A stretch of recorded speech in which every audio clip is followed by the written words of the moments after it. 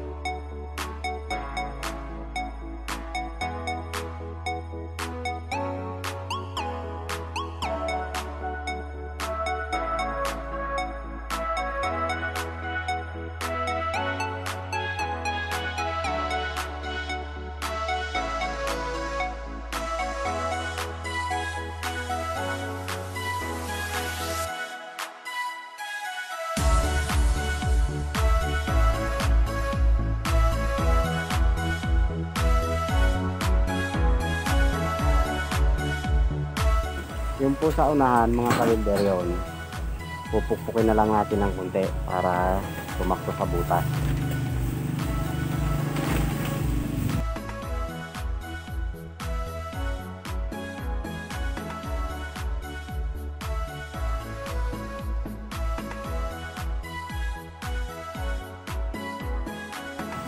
Tapos i-weldingan natin yung unahan doon. I-grind natin ng konti bago i-weldingan. Tapos papalo-paloyin natin. Matigas.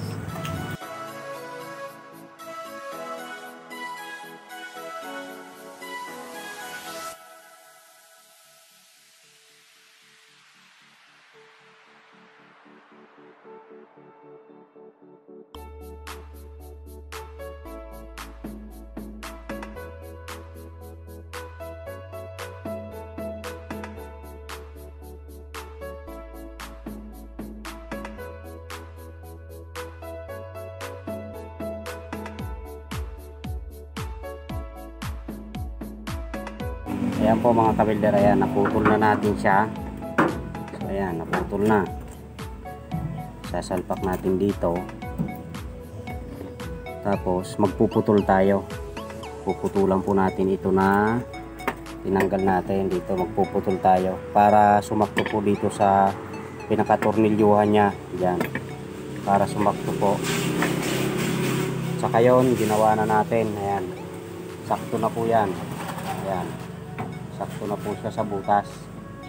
Kasi grinide natin doon, pati ilalim, para tumugma siya. Ayan po. Kakabit lang naman natin to mga ka-welder.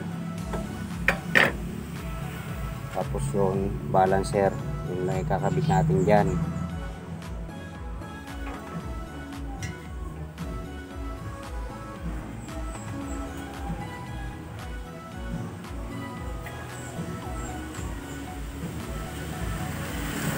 Ayan, puputulan po natin to mga ka-welder. Ayan, may tanda na yan. So, i-welding na po natin to mga ka-welder. Ito, naputulan na natin siya. Patama sa tornilyo. Ayan, welding natin yan.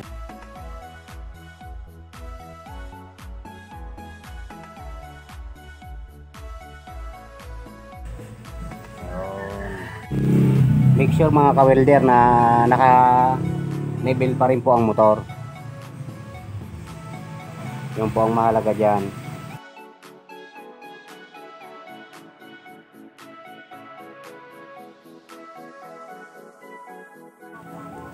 Ibayan na natin mga ka-welder.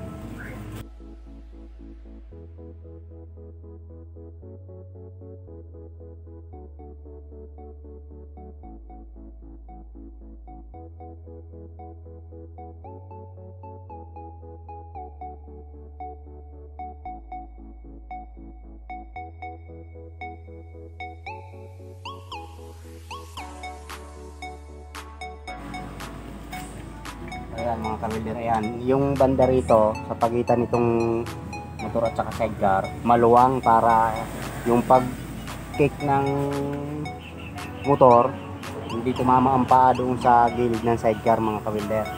Ito. Malayo po siya dito. Pinaluwangan po natin yan. Unahan mga ka-welder, welding na rin po natin yan.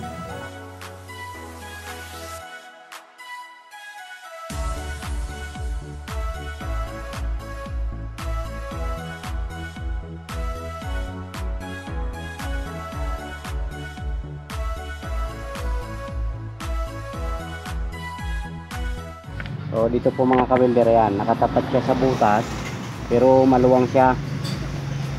Kaya lalagyan na lang natin ng tubo dito. Tugsong para umabot dyan.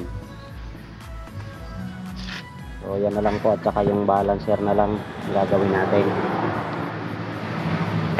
Doon, okay na po roon. Yan. Okay na po yan.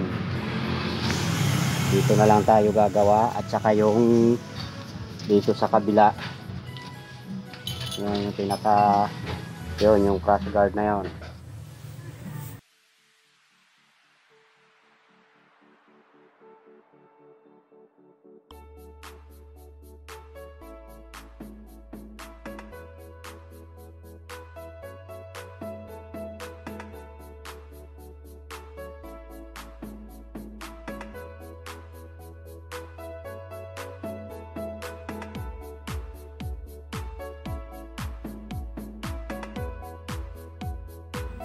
So ito po mga ka-welder, sa balancer doon, ayan, nakapaganyan siya. So ngayon ang gagawin natin para matigas, doblehin natin yung flat bar. Ayan, doble, sasabi bago itutornilyo sa dito, bago natin i-welding doon.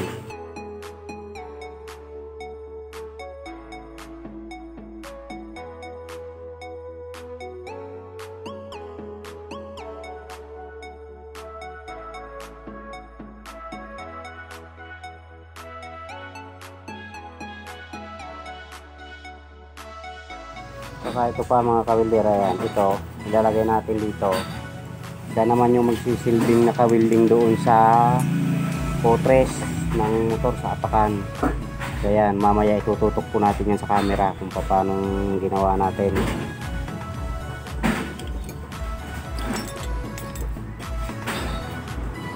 So ayan na mga ka-welder, yan, para nakapaganyan yan. Dito ang welding. Ayan. Ayan. tornilyo na po natin yan. I-welding na po natin dyan sa balancer.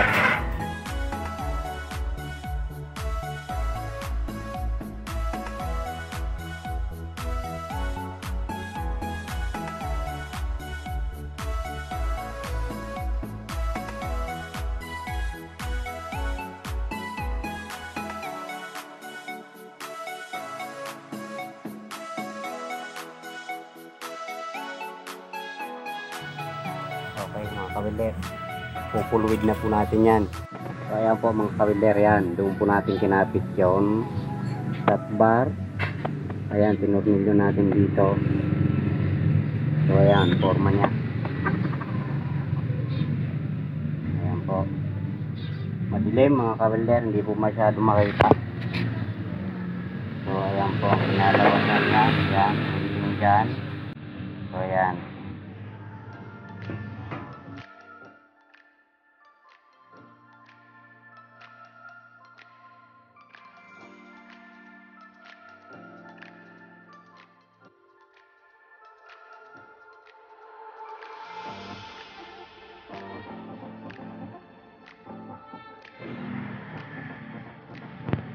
So ito po mga kawilder, yan tatanggalin natin yan sala ilalagay natin dito sa bandang huli, saka dito. Ayan, ang layo ang diferensya nya. So ito ang gagalawin natin ngayon, itong babaguhin natin para humabol siya dito bago natin i-welding doon sa unahan. Ayan.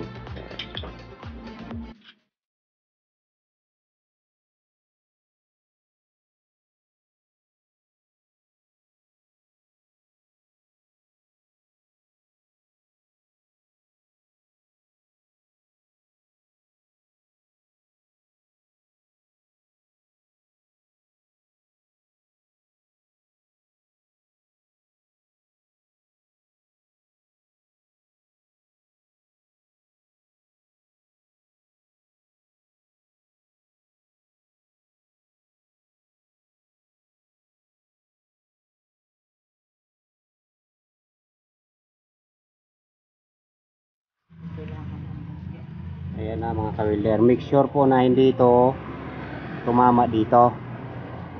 Ayan, malayo. Ayaw, malayo po. Kasi pag dito po sa tapat tatama to, hindi tayo makakapagkambyo. Kaya iiwas po natin to. Malayo siya, ayan.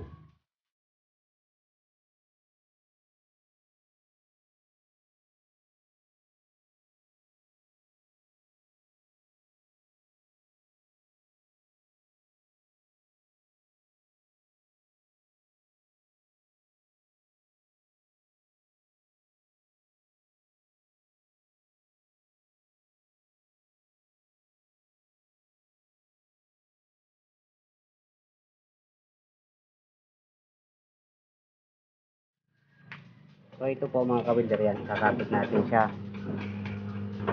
dito, i-welding po natin yan.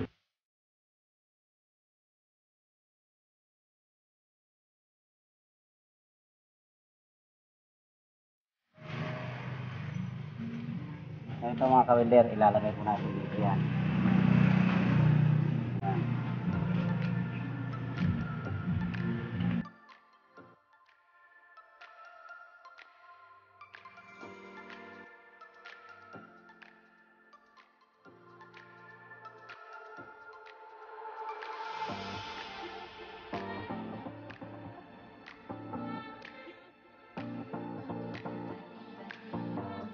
Okay na.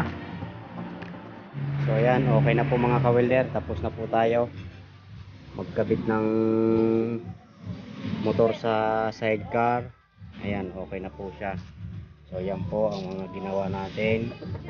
Ayan, ayan po, ayan ito, ayan siya. Ayan, may brace pa rin yan para matibay po talaga. So ayan, kakabit na lang po natin ang tangke ng motor at saka yung upuan para okay na.